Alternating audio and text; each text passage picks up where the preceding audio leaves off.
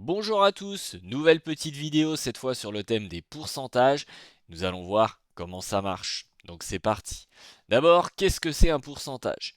Un pourcentage, c'est une manière d'exprimer une partie d'un tout en prenant 100 comme référence. Par exemple, 50% signifie 50 sur 100, soit la moitié. Un petit exemple, si tu as un gâteau coupé en 10 parts et que tu en manges 3, tu as mangé en réalité 30% du gâteau, puisque en fait c'est 3 divisé par 10 qui donne 30%. La base des pourcentages, il y a quelques petites choses à comprendre pour pouvoir appréhender la suite facilement. La première, c'est de comprendre que 100%, c'est la même chose que 100 divisé par 100 et c'est la même chose que 1. C'est juste que c'est sous trois formats différents. Le pourcentage, la fraction, 100%, 100 divisé par 100 c'est une fraction, et 1 c'est la forme décimale. Je répète, forme pourcentage, forme fractionnée, forme décimale. Une fois que vous avez compris que ça c'est la même chose, eh bien on prend par exemple le cas de 25%. 25% c'est la même chose que 25 divisé par 100 et c'est la même chose que 0,25. Et vous allez comprendre à quoi ça va vous servir. Si je cherche à faire une augmentation, que ce soit une augmentation de prix ou autre chose, eh bien il faut ajouter la valeur à 1. Concrètement, je prends l'exemple de mes 0,25 ici, j'ajoute mes 0,25 à 1. Parce que 1 c'est 100%, je fais une augmentation de 25%, je vais donc avoir 1,25. Si je fais une diminution, c'est l'inverse. J'enlève à 1 mes 0,25, ce qui va me donner 0,75. Prenons un exemple d'une baisse de prix.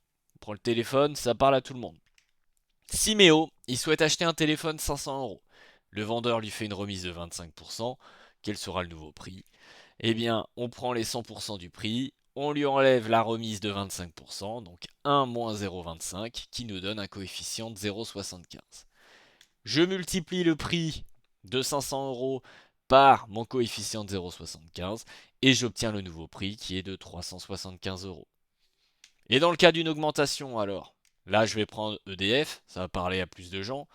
Maël paye son électricité 50 € par mois. EDF lui annonce une augmentation de 12% le prochain mois. Quel sera le nouveau montant payé par Maël? Eh bien, on vient prendre 1 plus 0,12, 1 qui correspond au 100% du prix payé habituellement, plus les 0,12 qui correspondent au 12% d'augmentation, ce qui nous donne un coefficient de 1,12. Je multiplie les 50 par 1,12, ça me donne 56 euros. Et du coup, on va se poser la question maintenant de comment faire la différence entre deux valeurs. Eh bien, prenons un exemple, ça sera plus facile pour vous expliquer. Un prix de départ, 1500 €. J'ai un prix final, 2800 €. Et on se pose la question, quel est le pourcentage d'augmentation entre le prix final et le prix initial? Et là, il va falloir utiliser le produit en croix. Si vous ne savez pas ce que c'est le produit en croix ou si vous avez tout simplement oublié, je vous invite à regarder la petite vidéo sur la proportionnalité que j'ai faite. Du coup, je prends mon prix final, 2800. Je le multiplie par 100 puisque je cherche à faire un pourcentage. Et je divise le tout par 1500. Donc produit en croix qui me donne 186,66. Le prix a donc augmenté de 186,66%. Ça veut dire que pour passer de 1500 à 2800 €, j'ai augmenté de 186,66%. Application concrète des pourcentages, les pourcentages c'est un peu partout. Vous en avez dans les magasins, notamment en période de solde, des moins 30, des moins 40, moins 50%, mais vous en avez aussi dans les finances, par rapport aux intérêts bancaires, lors de crédit, les taux d'imposition par rapport à votre salaire. Ça peut être aussi en sport, sur des statistiques comme les possessions de balles, etc., etc. C'est vraiment quelque chose qui est là dans la vie de tous les jours.